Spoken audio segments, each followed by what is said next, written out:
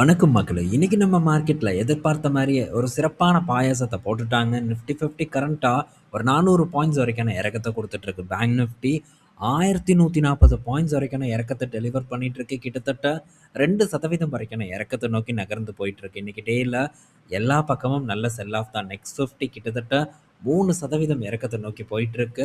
So Nifty 50 மட்டும் இப்ப பார்த்தீங்கன்னா, கொஞ்சமா ரெக்கவர் நோக்கி வந்து போயிட்டுருக்கு. பட் இது நிலைக்குமா அப்படிங்கிறதெல்லாம் பொறுத்திருந்து தான் வந்து பார்க்கணும். ஸோ சார்ட்ட பார்க்கும்போதே தெரியும். 500 பாயிண்ட்ஸுக்கு மேலான சரிவ குடுத்திருந்தது.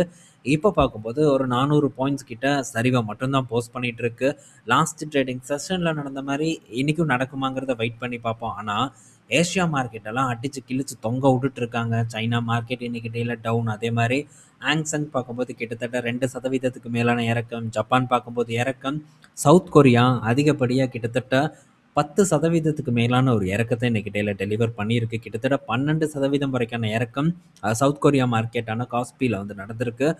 17 இயர்ஸ் லோ அப்படின்ட்டு நல்லா மொட்டையா நமக்கு இந்த இடத்துல ஒண்ணு குடுத்துருக்கானுங்க பார்த்தீங்களா? ஆனா 17 இயர்ஸ் லோ பார்த்தீங்கன்னா, கரன்சில நடந்ததா சொல்றாங்க. அதே சமயத்துல மார்க்கெட் எல்லாம் பார்க்கும்போது நல்ல உச்சத்துல இருந்து இப்போ ஒரு கரெக்ஷன் ஆயிருக்கு. அவ்வளோதான். ஸோ இந்த லாஸ்ட் 25ல இருந்து 26க்குள்ள மட்டும் பார்த்தீங்கன்னா, கிட்டத்தட்ட டபுள் த ரிட்டர்ன் இந்த காஸ்பி இண்டெக்ஸ் வந்து டெலிவர் பண்ணியிருக்கு.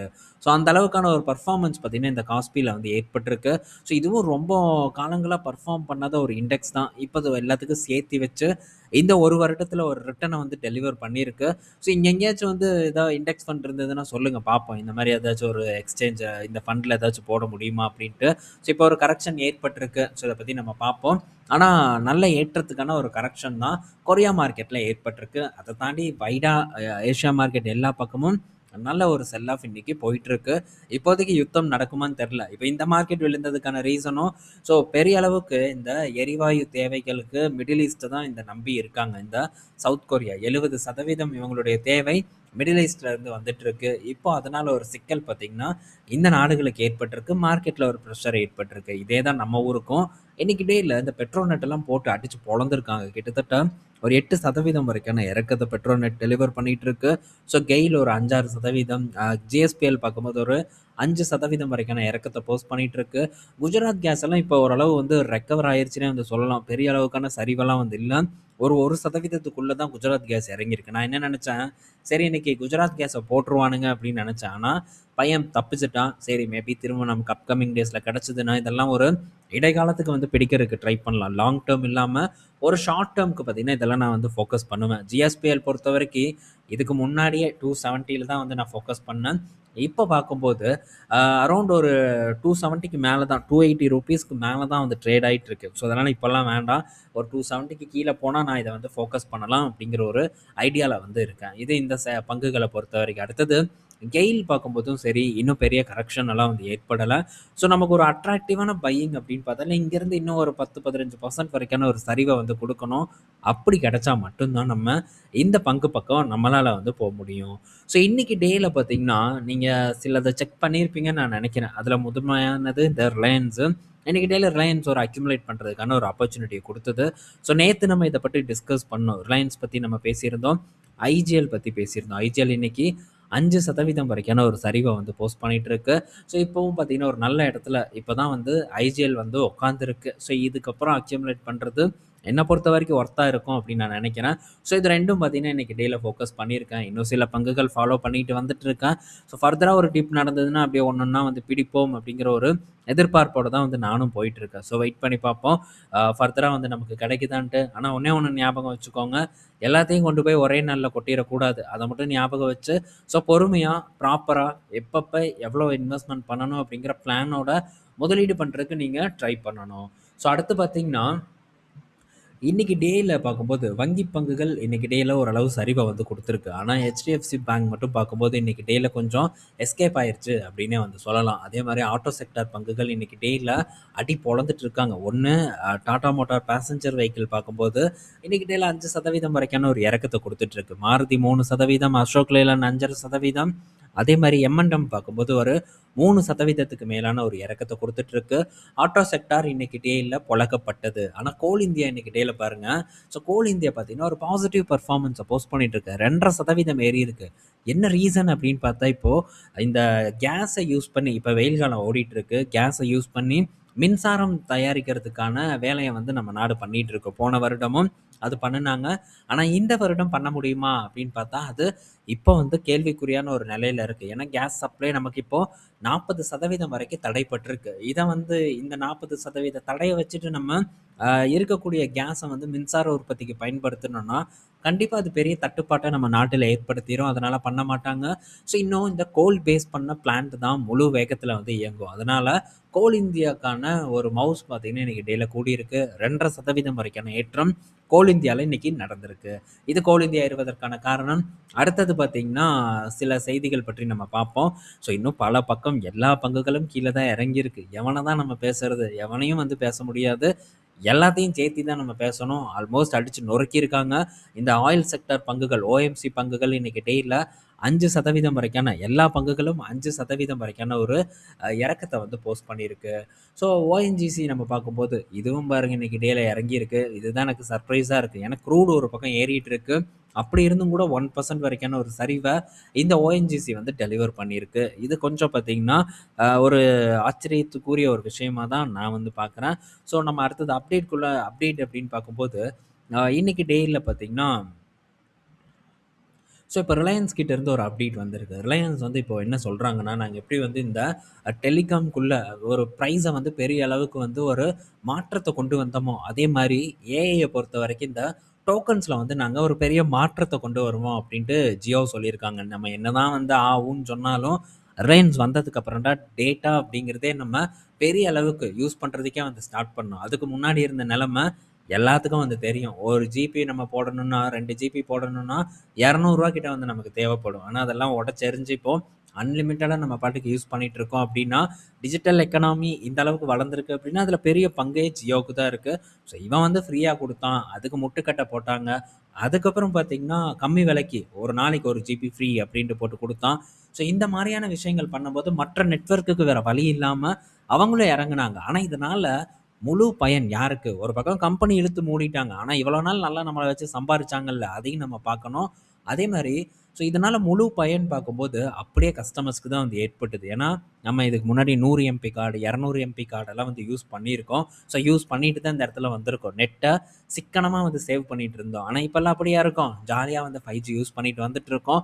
அதே மாரியான ஒரு மாற்றத்த இந்த ஏஐ டோக்கன்ஸ்ல வந்து ஜியோ பண்ண போறதா ஒரு அப்டேட் வந்து குடுத்துருக்காங்க. ஸோ இப்போ எல்லாத்துக்கும் வந்து தெரியும். நம்ம என்னதான் வந்து பிரீமியம் போட்டாலும் கூட இந்த ஜெமினி அந்த மாரியான விஷயங்கள், அப்புறம் என்னது இந்த கிளாடு, ஸோ சாட் ஜிபிடி இந்த மாரில பிரீமியம் நம்ம போட்டாலும் அவனுங்க டோக்கனாட்டம் வந்து நமக்கு தராங்க. ஸோ ஏதாச்சும் ஒரு கிளிப்ப உருவாக்கணும்னாலோ, இல்ல ஒரு புகைப்படத்த உருவாக்கணும்னாலோ நமக்கு இந்த இது தேவைப்படும். இந்த டோக்கன்ஸ் பார்த்தீங்கன்னா நமக்கு தேவைப்படும்.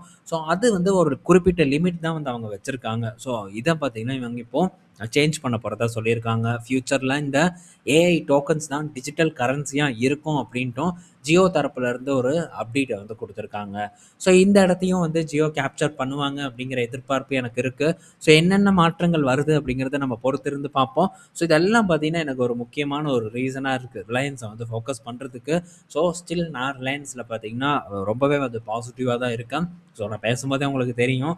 ஸோ நான் வந்து இத ஃபோக்கஸ் பண்றேன். அதுக்காக நீங்க பண்ணணும் அப்படின்ட்டுலாம் வந்து சொல்லல. அது உங்களுடைய விருப்பம். உங்களுக்கு எது தோணுதோ அத வந்து நீங்க பண்ணிட்டு போலாம். ஸோ என்னோட ஒரு ஐடியா. ஸோ நான் என்ன பிலீவ் பண்றேனோ அத இந்த இடத்துல நான் ஷேர் பண்றேன்.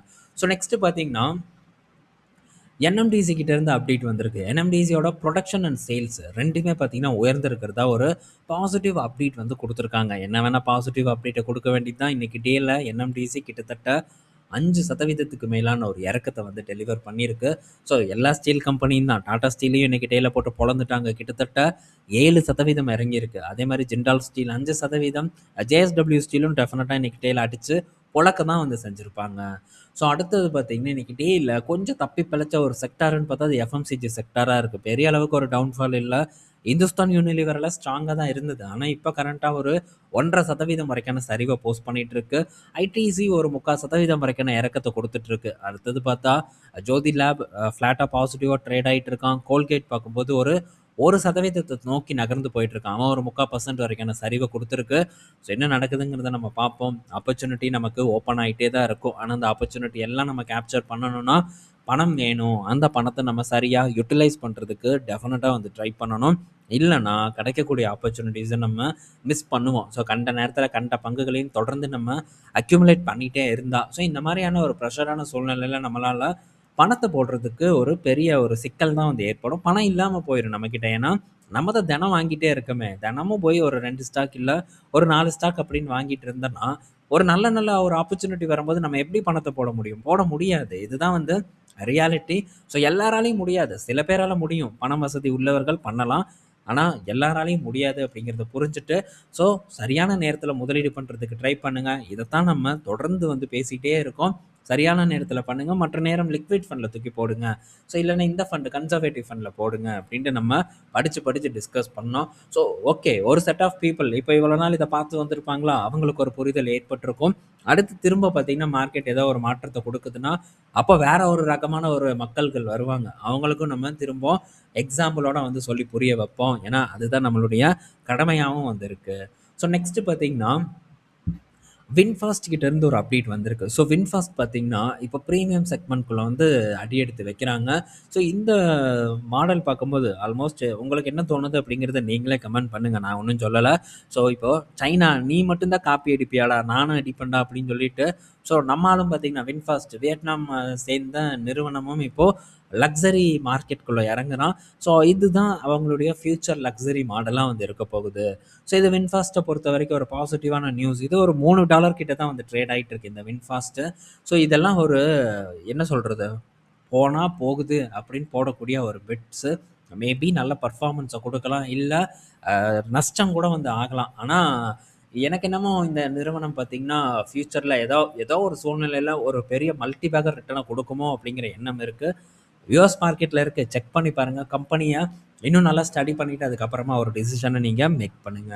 ஸோ இந்த வீடியோல நம்ம பல இன்ஃபர்மேஷன் பார்த்துருக்கோம். அப்புறம் இன்னொரு ஒரு முக்கியமான விஷயம் என்னன்னா, ஸோ இந்த சுஸ்லான் பத்தி நம்ம பல டைம் டிஸ்கஸ் பண்ணிட்டு வந்துட்டு இருக்கோம். ஸோ இந்த சுஸ்லான்ல என்னன்னா, இந்த டாப் லெவல் மேனேஜ்மெண்ட்ல சில மாற்றங்கள் நடந்தது இதுக்கு முன்னாடி. அதே மாரி சில ஆர்டர்ஸ் பார்த்தீங்கன்னா, கேன்சல் ஆச்சு. இத பற்றியெல்லாம் நம்ம பேசுனோம். இப்போ இந்த சுஸ்லான் வந்து நம்ம விண்ட் பவர பொறுத்தவரைக்கி மார்க்கெட் லீடரா இருக்காங்க. ஸோ இவங்கள வந்து இப்போ முடிச்சு விட்றதுக்காக யார் வந்திருக்கா அப்படின்னு பார்த்தா, அதானி வந்து வந்திருக்காங்க. ஸோ அதானி இப்போ புதுசா அதானி நியூ இண்டஸ்ட்ரீஸ் லிமிடெட் அப்படின்னு ஒண்ணு ஆரம்பிச்சிருக்காங்க. ஸோ விண்ட்ல ஒரு பெரிய ஒரு இந்த விண்ட் பிளேடையும் உருவாக்குறாங்க. அதே மாரி ஸோ இந்த விண்ட் டர்பைனையும் பார்த்தீங்கன்னா உருவாக்குறாங்க. இத பற்றி நான் டீட்டெயில்டா வந்து ஒரு ஆர்டிக்கிள வந்து இப்ப தான் வீடியோ போடுறதுக்கு முன்னாடி ஒரு ஆர்டிக்கிள வந்து போஸ்ட் பண்ணியிருக்கேன். ஸோ நம்மளோட வெப்சைட்ல செக் பண்ணி பாருங்க. இந்த வீடியோவுக்கு கீழ டிஸ்கிரிப்ஷன்ல அந்த வீடியோவோட லிங்க்க நான் போஸ்ட் பண்றேன். அதே மாரி டெலகிராம்லயும் பார்த்தீங்கன்னா, அந்த லிங்க்க நான் வந்து ஷேர் பண்றேன். ஸோ செக் பண்ணி பாருங்க. இது சுஸ்லானுக்கு கண்டிப்பா பார்த்தீங்கன்னா, ஒரு பெரிய அளவுக்கான போட்டிய ஏற்படுத்துறதுக்கான வாய்ப்பு இருக்கு. ஸோ அவங்களுடைய பிசினஸ் எப்படி போப்போகுது அப்படிங்கிறத பற்றியெல்லாம் நான் அதில கொஞ்சம் வந்து என்னால முடிஞ்ச அளவுக்கு வந்து நான் எழுதியிருக்கேன். இதுதான் வந்து ஸ்டார்ட்டிங்கு. ஸோ ரொம்ப பெருசா வந்து பெரிய ஒரு ரிசர்ச் அனலிஸ்ட் கிட்ட எதிர்பார்க்கிறதெல்லாம் என்கிட்ட எதிர்பார்க்காதீங்க. என்னால என்ன பண்ண முடியுமோ அத வந்து நான் பண்ணியிருக்கேன். ஸோ பாருங்க. அது உங்களுக்கு உதவிகரமா இருக்கும் அப்படின்னு நான் நினைக்கிறேன். ஸோ நம்ம ஈவினிங் வந்து இன்னொரு ஒரு வீடியோல மீட் பண்ணுவோம். பாய் மக்களே!